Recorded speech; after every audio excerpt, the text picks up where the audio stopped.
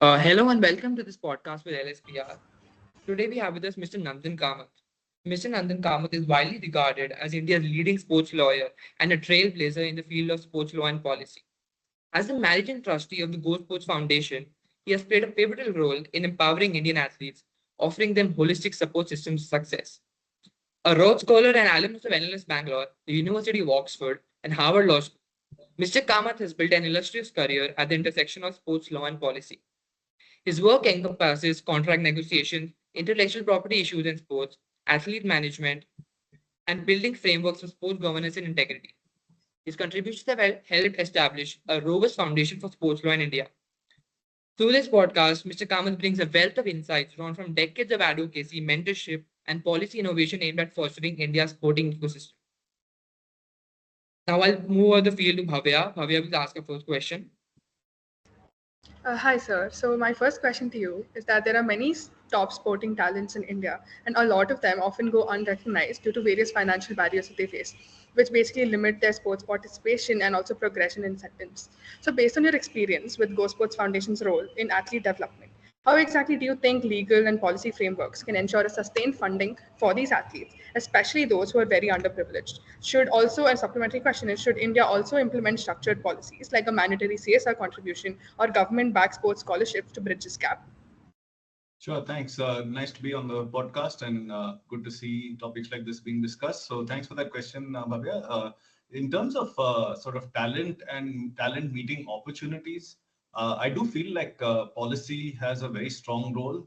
It obviously has to be supported by a legal and regulatory structure to make sure there's a level playing field and fairness. But even the most obvious level playing field isn't really that level for unequal starting points, right? And that's where I feel policy really has to understand the notion that talent can land anywhere in the country, and it doesn't look for particular socioeconomic status or even region. I mean, we have incredible amounts of talent in this country, and we're only opening our eyes to it in the last, I would say, decade or so.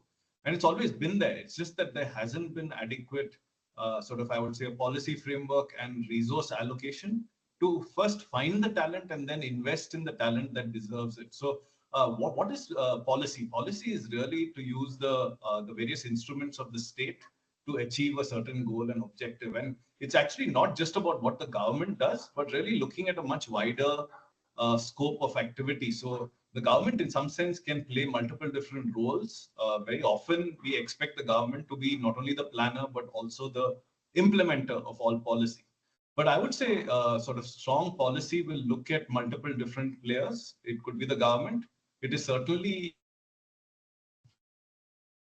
So it could be the government. It is certainly in the world of sport, national sports federations and the various different sports organizations across the country. But the sort of policy framework should also encapsulate the role of the market. So building sports business, as well as civil society organizations and what you would call social ventures. So really bringing together the four different types of stakeholders: government, federations, businesses, and the social sector. I think the policy framework can move forward to not only build theoretical level playing fields, but genuine level playing fields which are able to find the right talent and make sure that there's what I would call equitable allocation of resources for people to progress at sport. You talk about CSR policy. I think there are multiple different tools to get corporates involved. It could be CSR, it could be taxation. For example, right now, to even get sports coaching, there's an 18% GST. And anything to do with sport, health, ideally shouldn't be taxed at those levels. So multiple levers can play a role in making sport more accessible, building more manufacturing hubs and making equipment more accessible, coaching being more accessible geographically. So there are multiple different levers. I don't think, in some sense, forcing companies to give their CSR to sport is necessarily a long and sustainable approach. It could work in the short term. At the end of the day, we need a system that is properly incentivized for each actor to play their own role. And I do think legal frameworks have a limited role, but policy frameworks certainly have a much larger role in sort of planning, allocation, and strategizing on taking like a whole of nation approach planning nationally, but actually implementing locally and allowing innovation and I would say customization to happen at much more local levels.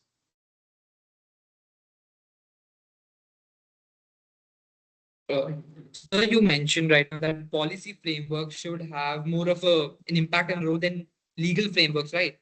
So please correct me if I'm wrong, but you work with GoSports Foundation. I believe that tends to be more towards the policy side of our arguments. So could you tell us more about what you do with GoSports Foundation? Yeah. So, I mean, I work in multiple different organizations. One is with GoSports Foundation. That is entirely programmatic work. So, essentially setting up scholarship programs for athletes who are aspiring to get to the Olympics and Paralympics. So, we raise charitable contributions, often CSR, sometimes other donations, and use that towards athlete training, progression, getting them to purchase the equipment, get access to experts. So there's a programmatic element to that. I also run my law practice, LawNK, where we do contract negotiation, drafting, and help athletes, teams, leagues, federations, a wide variety of stakeholders. So that I would say is in the business of sport and legal support to the business of sport. We also do a fair bit of governance work there. So essentially establishing rules and governance frameworks, particularly for federations and the government. And the third organization is called the Sports and Society Accelerator, which works in policy advocacy, research, and just helping the state to unlock the full potential of sport with the objective not necessarily only of excellence and success, but really trying to embed sport into the sort of the national culture and the physical culture of our country and increasing the rates of sports participation, but also physical activity in the broader population. Thank you very much, sir. Arya would now move on with our second question. Thank you, sir. So, when it comes to the factors that influence how athletes perform, there are a lot of structural issues that go behind this, and one of these is definitely dispute resolution. So, in chapter 18 of the Boundary Lab, you discuss how procedural unfairness and violations of natural justice can prevent a substantive examination of what the actual issue at hand is. So, this challenge of ensuring neutrality extends beyond sports governance to other domains, including judicial appointments in India. Now, given that CAS arbitrators are appointed by ICAS members who might have relationships with governing bodies themselves, is the neutrality of arbitrators compromised? Uh, do you still believe that India needs a similar independent regulatory framework for sports adjudication, or are disputes best left to regular courts? Yeah, so it's a great question. And my book, Boundary Lab, which was published last year, is exactly that. It's essentially showing how sport and in all of its rules and governance, in fact, show us a mirror to much broader societal issues. And we're able to examine many of these issues in sport in a much more, I'd say, neutral way ourselves. And the question you ask is about neutrality. And the question is really, is there any genuine neutrality? And is it in some sense, we're going on a wild goose chase to find someone truly neutral? Because actually every single one of us is a mix of different interests. We have social interests, we have commercial interests, we have our own opinions and views, political, religious, any other views. So we are actually a bucket full of different interests. Now, what is it you're asking for when you're seeking neutrality or independence of someone who's adjudicating a matter? It is that they're not bringing extraneous matters into the dispute and sticking to the facts and applying the law to the particular facts. But the reality is that all of us have filters that we look at facts at, we look at the law differently. And I mean, that's just the whole realist movement also talks about how adjudicators respond to their own incentives. Now, the question in sport really is that sport is a very reasonably small ecosystem. It's the same lawyers, governors, probably a few thousand people running global sport. And you actually want disputes resolved by people who have expertise. But the reality is that people who have expertise also have different interests. They're probably lawyers to many of the federations. Similar to our situation here is the government is the largest litigator, right, in our courts. And the challenge with the government appointing judges is it's one of the parties appointing people to look at disputes that would affect disproportionately one of the parties. And similarly, in sport, the strongest stakeholders are all of the federations. And many of the lawyers who end up on CAS as arbitrators will have some interest or the other. They've come through the system, reached a level of seniority, serving a particular federation, getting a few mandates along the way, and gaining prominence because of the growth of their practice working in the field of sport. Now, suddenly, when they reach a certain level, it's not that you can shed all your baggage and shed all your history, right? So the interesting thing is that ICAS came in as a measure to actually try and deliberately distance the arbitrator from their interests. So ICAS actually has a bunch of members who have to almost literally have an oath to remain independent. Now, just signing up to an oath or declaration that you're going to be independent, the question is, does that make you independent? It, in some sense, forces you to think about your independence when you're appointing different arbitrators. So earlier, CAS was just direct appointment system, and this system has come as a product of a lot of backlash that the CAS faced and federations faced after multiple quite well-known decisions that went against athletes and went for many of the federations who the arbitrators were serving. So the question remains is, at the end of the day, what is independence and neutrality? Can people really strip themselves of all of their interests when making decisions? Or do we actually sort of structure systems just accepting the various different social, economic, and other interests people have, and to build measures to, in some sense, sort of round off the edges rather than trying to find perfection? Because in the pursuit of perfection and perfect neutrality and independence, you could also lose out a bit, which is expertise, which is knowledge of sport, knowledge of the intricacies of how a ecosystem works. So it's really about that fine balance. And I'm sure very similar considerations come up even in judicial appointments. And this is where, in some sense, sports provides this laboratory where we can play these experiments, and the success or otherwise of these experiments could be transported out. So when we look at judicial appointments, the history of CAS, the history of tribunals also worth looking at quite closely. Now, as to the independence of tribunals in India and whether courts should intervene in sports disputes, this is actually a very hot topic right now, where there's a draft sports bill out which proposes actually tribunalization of for all sports disputes.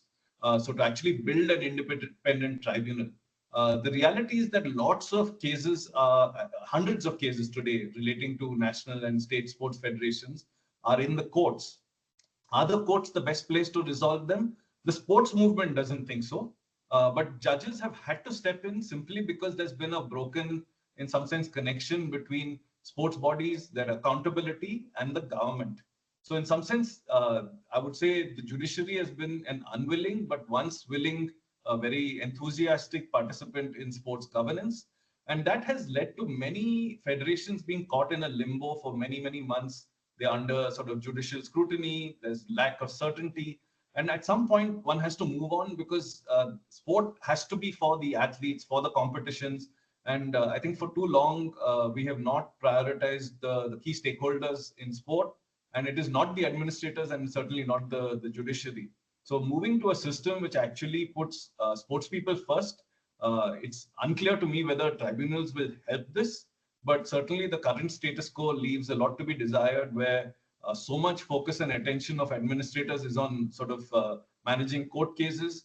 And if equal attention could be given to athletes and the development of the sport, I think there would be a lot to benefit. So sort of, I would say, open case whether the sports bill and the National Sports Tribunal that it proposes will bring necessary reform, or whether in some sense it's just moving the problem from one place to another, from the courts into a tribunal, which will again be swamped with cases.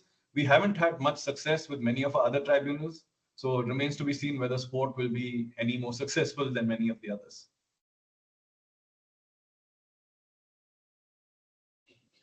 Thank you so much, sir. Shauryaveer will now ask the next question. So, given these concerns about fairness and autonomy in sports governance, especially in arbitration, a similar concern arises in the commercial sphere.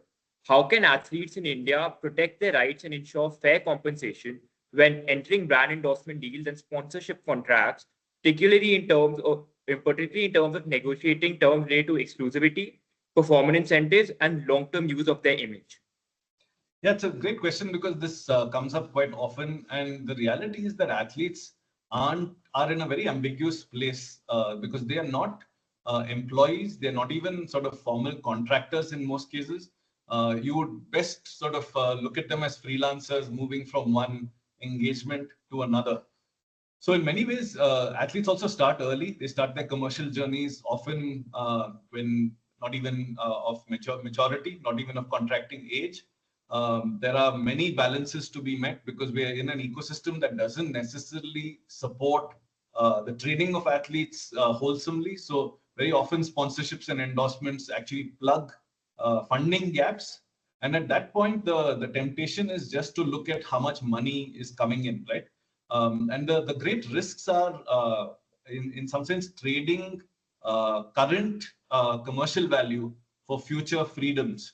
And that is where, when we work with athletes, particularly minor athletes and their parents, we try and advise on finding that right balance between getting the support today, but not giving up too many of your rights in the long run. So there are multiple different levers here. It could be the length of the contract. It could be some of the other clauses around exclusivity and how much commercial leeway you get with other sponsors. It could be the operational sort of freedom with which you operate, who gets to determine sort of which tournaments you play, how much you play. So in many ways, it's a fine balance because getting support at an early age, or for that matter, at any age, can feel like a little bit of a bonus. But in the quest for that bonus, not giving away too much, I think good lawyers, particularly people understanding the business of sport, will be able to advise young and emerging athletes. I think once the athlete gets to a certain level, the negotiation becomes a lot easier because there's significant leverage. Often there's competition. So a very senior cricketer in the country would probably have 3 or 4 different people competing, and the competition itself tries to find a balance. The challenge comes when there are few givers and many takers, right? And when your best bet is to capture the interest while it exists, it might be in a short vacuum period or it could be just before an Olympics, before a big event. So you have to capture the opportunity when it exists. The temptation is to just look at the top line, which is how much money am I getting? And we see lots of athletes just signing contracts they've never reviewed. And very often we have to come in to, in some sense, terminate or disband an existing contract, which is highly unfavorable to an athlete, get them out of a situation and sort of progress with better terms. So it is certainly an issue, one that I would say the legal literacy campaigns for athletes could help with this, because general awareness of contract terms, how the different terms work with each other is reasonably low. And we work with the multiple bodies, including the BCCI, to train young athletes, particularly the under-19 team, on multiple aspects. And one of them was legal aspects of contracting as well.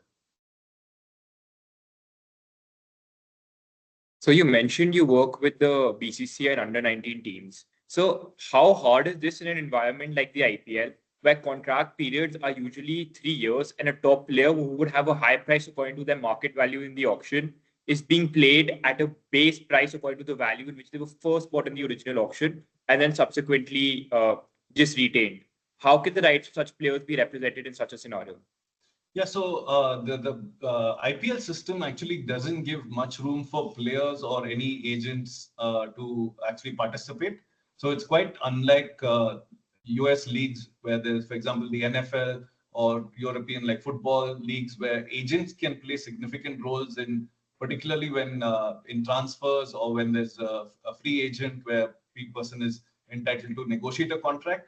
The IPL has set up a very closed and structured auction system and a retention system.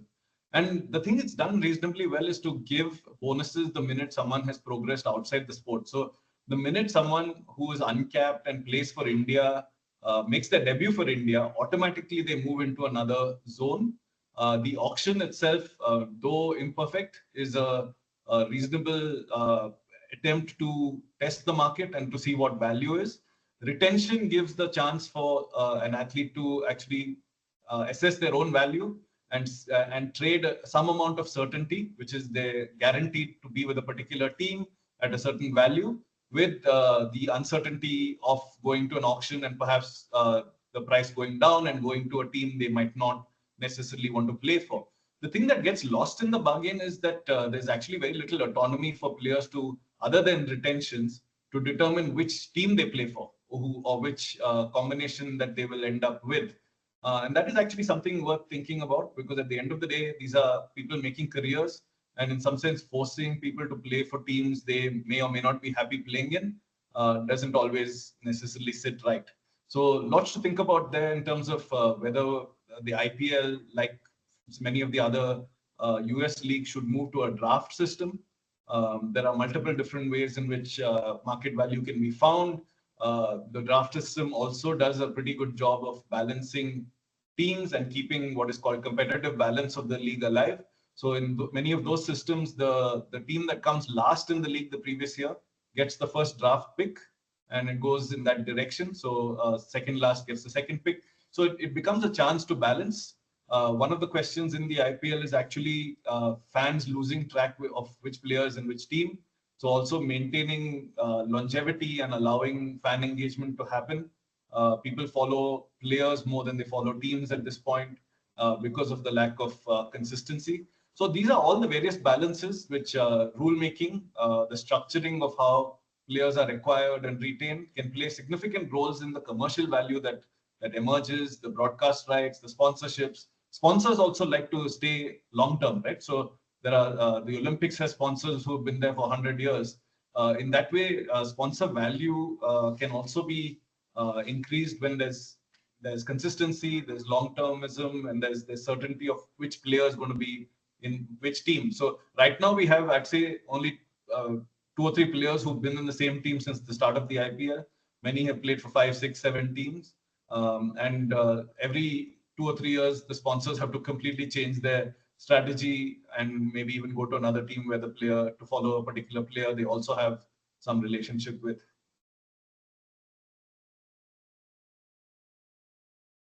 So you spoke about a lack of choice that we see in the IPL because players are getting auctioned off. Similarly, like when you mentioned American leagues, like we saw in the NBA right now, there was a huge superstar trade when Luka Doncic moved to Los Angeles Lakers. Even in such trades, the players don't really have a choice of where they're going, right? So how does this work out legally? Because it's something that's always fascinated me. Yeah, so I mean, it's all comes down to the rules of each particular league, and there are multiple different. There's historical backing to this of, in some sense, reserve clauses. Very interesting history in US leagues as well on whether teams had the ability to transfer players without their consent, how it plays out in the context of restraint of trade as well. So there's a long history to that. I don't think anyone has examined the legality of forcing a player to play for a particular team. I think at this point, everyone is still just very happy with the commercial value being unlocked. But as sports mature and as commercial ecosystems mature, these are the sort of issues that will start coming up, right? Of how do you actually align the autonomy of players with commercial models of different leagues? At the end of the day, we still have multiple superstars playing, but the minute you build an ecosystem where there are 2 or 3 in a much wider ecosystem, you might see the balances shift, right? So, for example, European football, you've seen how different it is from any of the US or Indian leagues, and how much of a role an athlete's choice and autonomy plays even in transfers. Very difficult to transfer a football player without their consent. Some of the other leagues certainly are biased towards the other direction. So, I mean, interesting levers. It's a mix of the commercial maturity of a league, I would say the power of a few players versus keeping multiple players of sort of reasonably equal magnitude. Also, the size of the market, right? At the end of the day, cricket also comes from a market with 10 or 11 countries providing all of the players. Football has much wider ecosystems and perhaps much more competition, where there are multiple leagues actually competing for the same international talent. Okay, thank you very much, sir. I think Bhavya can move on to our next question now.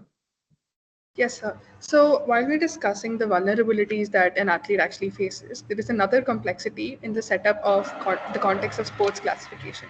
So currently, there's an ongoing debate between using gender identity versus the physiological factors as the basis for competition categories. So given the legal and the ethical perspectives that you have discussed in your book, the chapter on gender, is there a possibility of actually finding a solution that's actually fair? And what are the challenges in designing such a system? Yeah, so I mean, there's a long history to this, right? At the first modern Olympics, there were actually no women who played.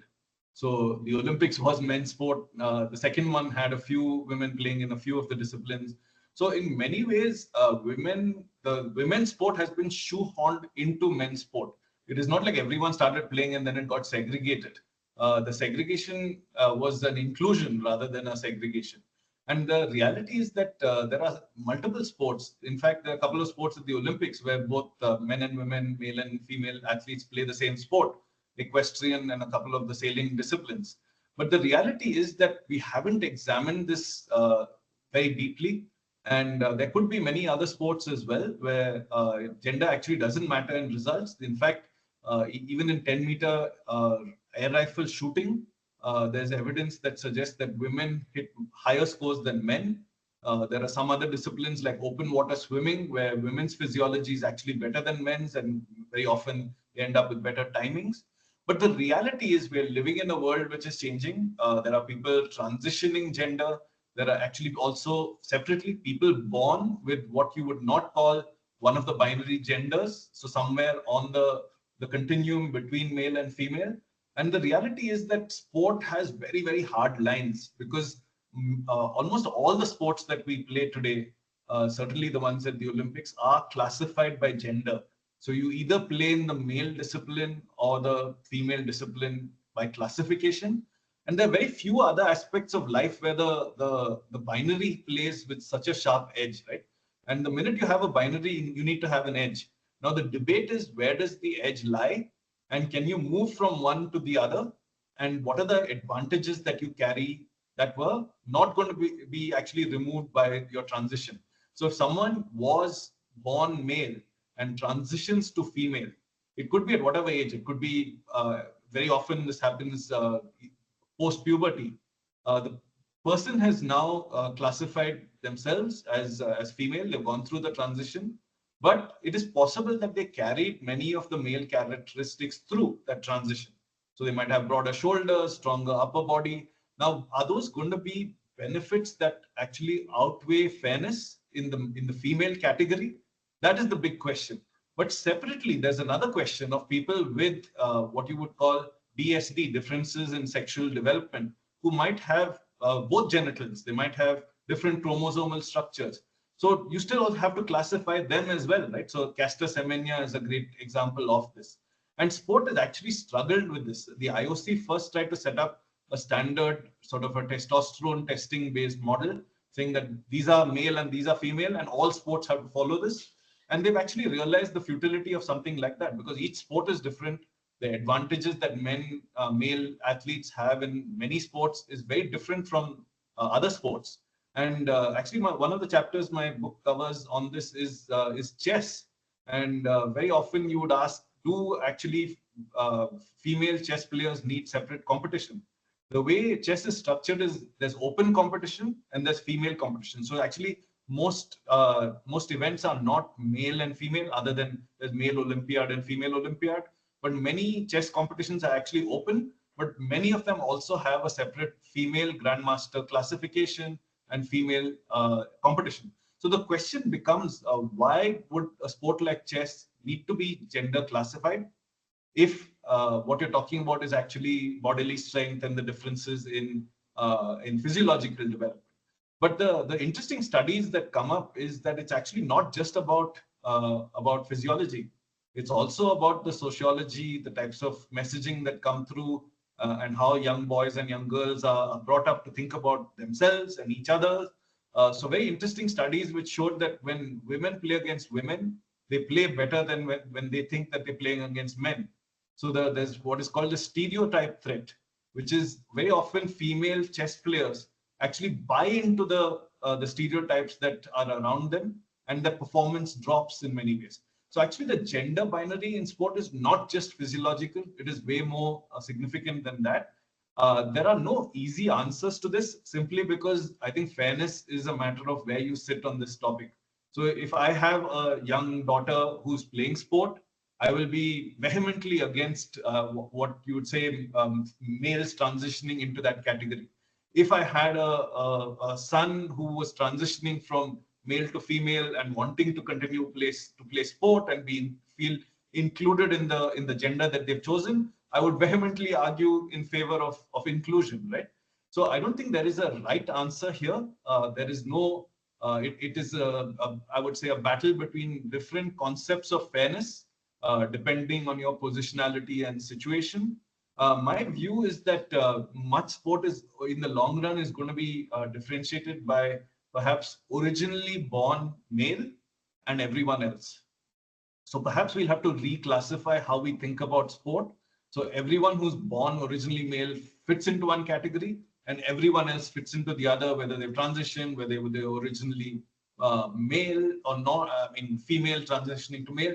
I think that there is going to be some movement around this. I would also like to see more sports, or at least events within some of the sports, degendered, where the science is actually examined more deeply, and there are equal, I would say, social initiatives to balance out the stereotype threat, to make sure that actually the physiological differences, where there are no physiological advantages, the social differences do not, in some sense, impede level playing fields.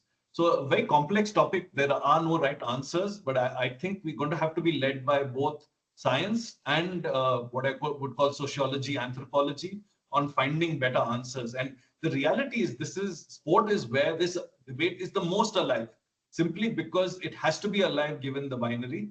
And it's a brilliant opportunity for anyone who's studying gender, very eager to understand the various complexities of the science, but also the differences in performance, particularly sporting performance, and what that means to the larger debate around gender and sex, and the difference between the two, and how at a broader social level, how are we going to deal with many of the ambiguities that this brings up, from a concept of fairness, from a concept of inclusion, but also a much wider notion of how we integrate different ways of living into a common society, like we have to integrate them into a common sporting system.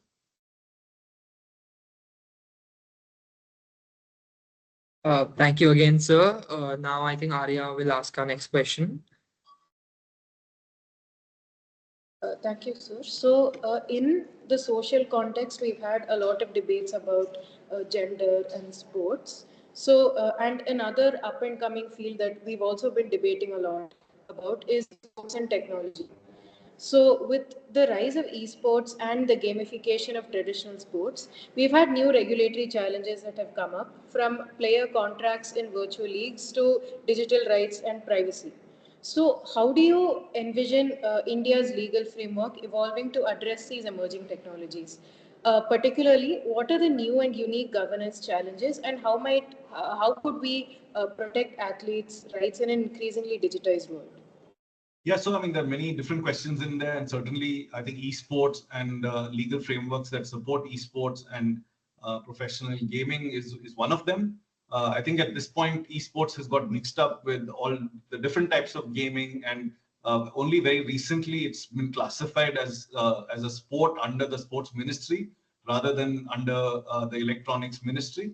So I think there are some certainly positive moves there, but we don't really have a very strong governance framework yet for esports, and for that matter, sort of the digitalization of many of the other sports, and how we actually treat the digital athletes that we have today as well, right? So all of our athletes are playing sport, but they're also present in digital formats. We see a lot of actually trolling and other things around there. So the safety of athletes is not just on the playing field and in training, but digital safety is a very large element of that. Notions of privacy, notions of, in some sense, safe sport actually extend into the digital space.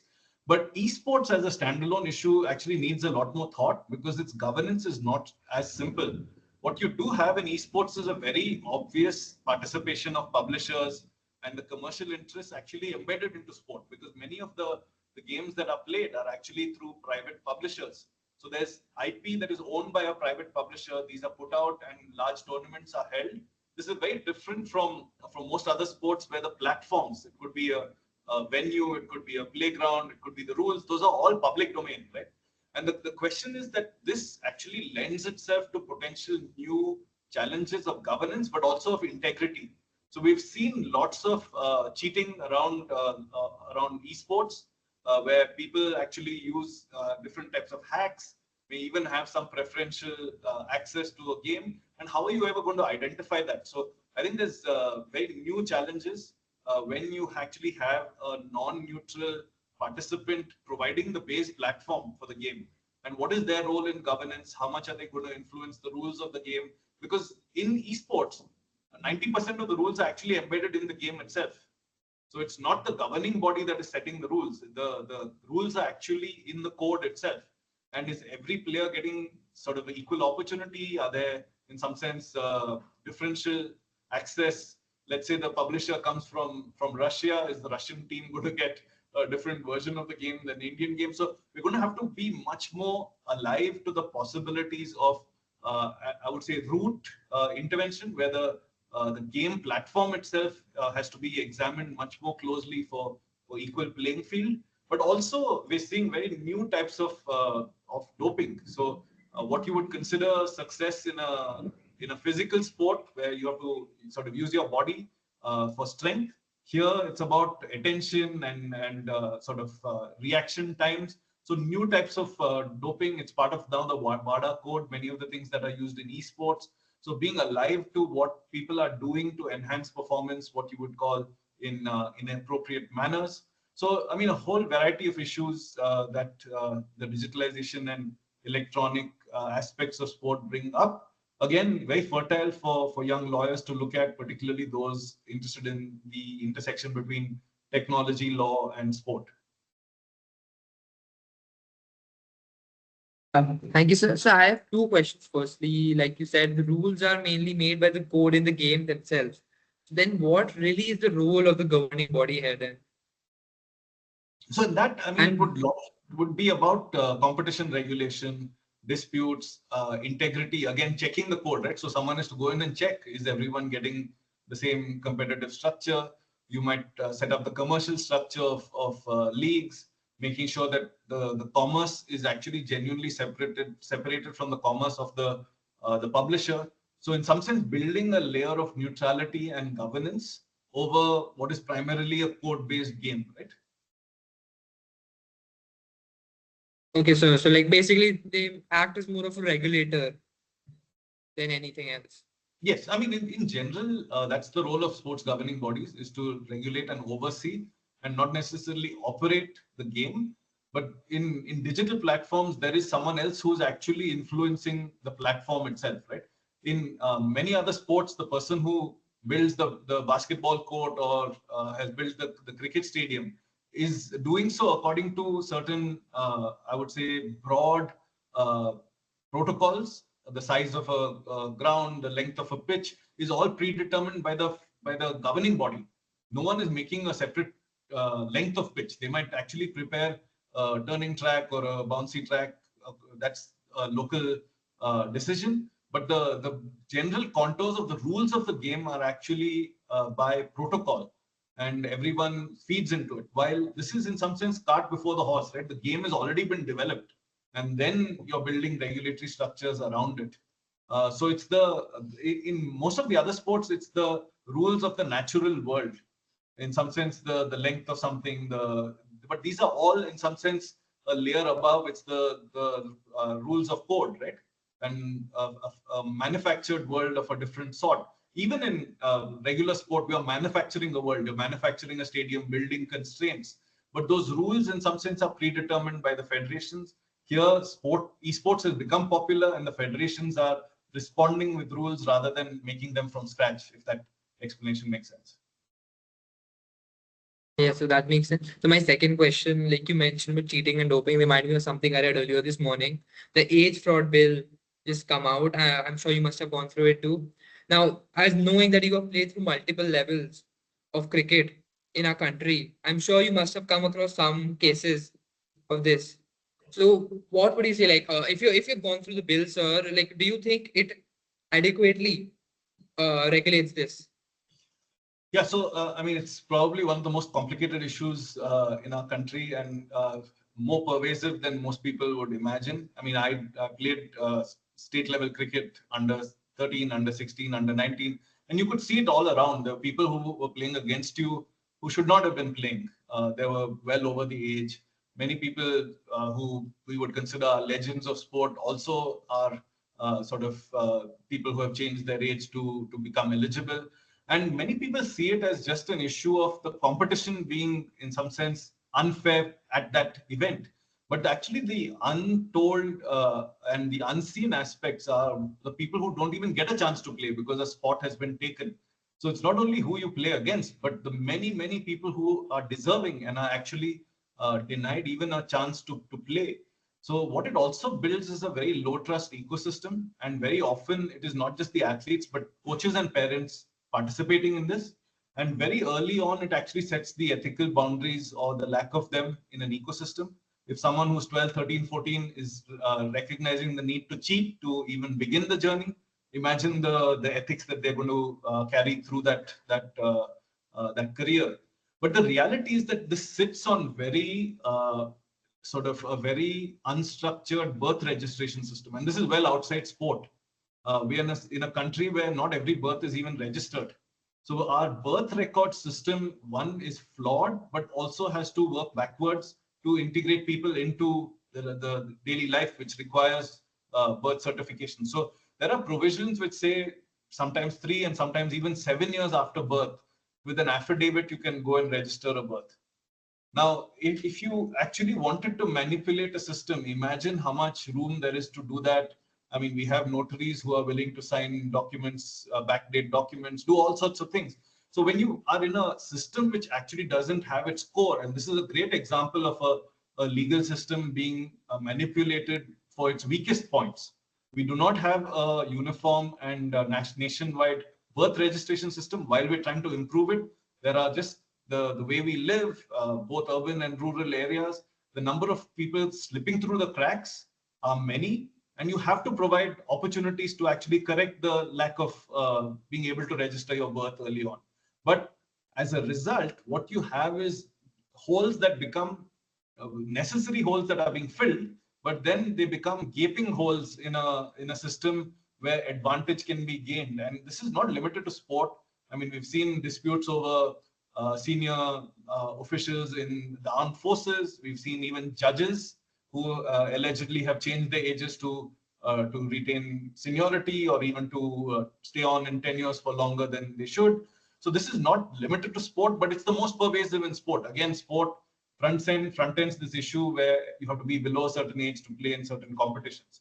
So while rules can become sort of endpoints, this has to be tackled at multiple levels. So deterrence, yes, but when you have a weak system to start with, deterrence works when you're going to be uniform in implementation, when you have abilities to identify, not just to punish, and that those abilities to identify cannot be, the current system is based very much on whistleblowers and people having to put in, even this draft bill says you have to pay 5,000 rupees if you're a whistleblower to put in an application. So there are going to be some of those challenges to actually transfer the burden for each person. And again, if we start registering players early, the first time you touch a cricket academy, the first time you touch a football academy, there must be an obligation to create also some sort of ID, and that ID has to stick over time. Now, the reality is that even at very young ages, people are changing ages. So it is not going to be an easy one to solve, but it remains to me at the core of lots of our challenges. We are number 2 in the anti-doping violations of our country. In my view, a lot of it can also be associated with the ethics that age fraud actually begins with. And the minute I think there's a lack of trust within an ecosystem, everyone is rushing to gain different types of unfair advantage. It goes back to the earlier question of different people having feeling like it's an unfair and uneven playing field. And the more that that belief is imbued in every participant, the more unfair advantages, and in some sense, the default flips entirely to more and more people feeling like things like age fraud are an essential way rather than an option, an essential way of progressing. So, I mean, those are the realities. The levers are going to be legal, but also social. I don't think publicly the malaise, the challenge is known widely, but there being also a public outcry around things like this, because it's actually sport is many ways a public domain, and people who are defrauding sport are actually depleting that public domain and reducing opportunities for people who are deserving, who should be enjoying the fruits of that public domain. And I do think we need to make a much harder stance around the integrity issues in sport, because it just, to me, is eating at the core of sport. And without fixing those, I mean, all of the other schemes of funding and helping people along can only play so much of a role if it isn't based in core values which are strong. Yes, sir. I fully agree with you. Like I myself played state level football till under 19 level, so I myself have seen this. Like you said, if we start a club, we should have an ID system. But the age fraud, I think, starts from the institutions themselves because they want to further the players that they think are good. Like I've seen this myself in first hand. So I fully agree with you on this. I'll just move on to a last question, sir. If I remember correctly, I think this is the 25-year anniversary of your graduation from National Law School. So your journey from a sports enthusiast, from a sports person, a budding sports person, to becoming one of India's pioneering sports lawyers is particularly inspiring for a lot of students, such as myself, who wanted to become a sports person and now are in this field of law. Sir, as sports law continues to emerge as a distinct practice area in India, what specific competencies, both legal and beyond that, would you suggest that aspiring sports lawyers should develop? And also, what critical gaps in the current academic and professional landscape should we be prepared to navigate? Yeah, so I mean, it's a question I think of often because I actually didn't study sports law. I mean, I've studied sports as a sports person. So it's my experiences as a sports person, and I would say my strong interest in law. So I was very fortunate to be at National Law School at an early time. Also got chances to study abroad and sort of strengthen my legal base. So anyone wanting to be a sports lawyer, I think the first requirement is just to be a good lawyer. So bringing the best possible legal skills, aptitudes to the field of play. And I would say second is just immersing yourself in the ecosystem of sport and not limiting yourself by the label of being a lawyer.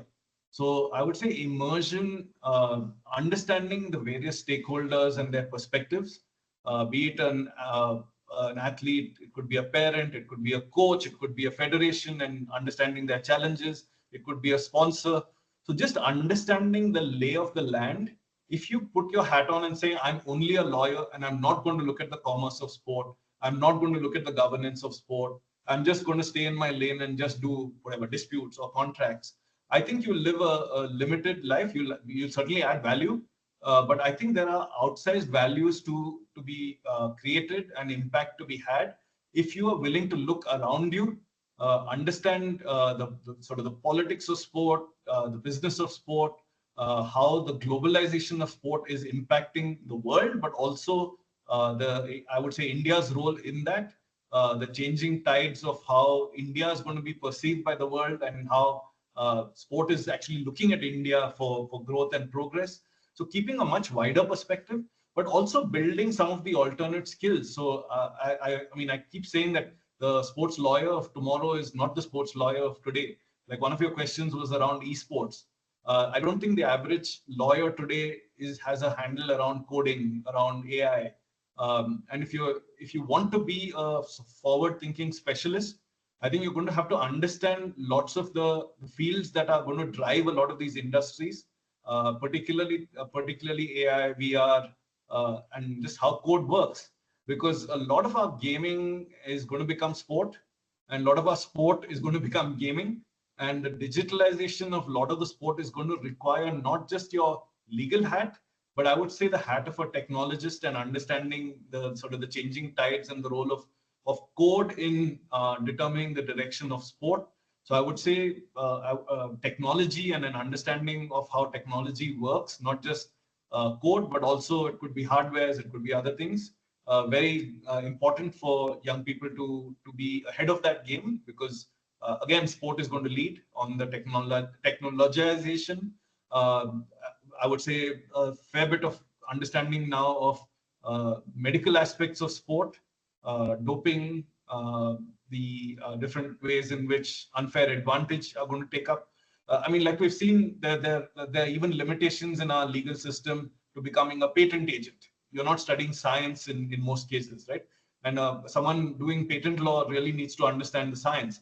Similarly, I think as you work towards becoming a sports lawyer, just understanding the intricacies, but going that one step further in understanding the more minor details as a ecosystem develops is going to put you many steps ahead of many other people who are doing it as maybe a side practice or one of 5 or 6 things that you're going to do. And I think it's going to be an era of much sharper specialization, and to find your own groove. You may need to experiment a little bit, but there are going to be many sharp areas in which grooves can be created. So just finding what interests you, staying authentic, but also, like I said, becoming a top-class lawyer yourself, but then immersing yourself into an understanding of how the sports ecosystem works, what the different stakeholders are thinking about, what their interests are, and most importantly, how do you balance the various interests in a much larger ecosystem? And if one thing moves, how does another thing get affected? So thinking much wider.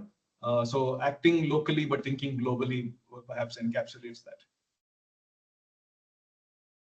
Okay, thank you so much, sir. So, as we conclude our conversation with Mr. Kamath today, it is evident, as in his own words, that the intersection of sports, law, and policy will continue to evolve significantly.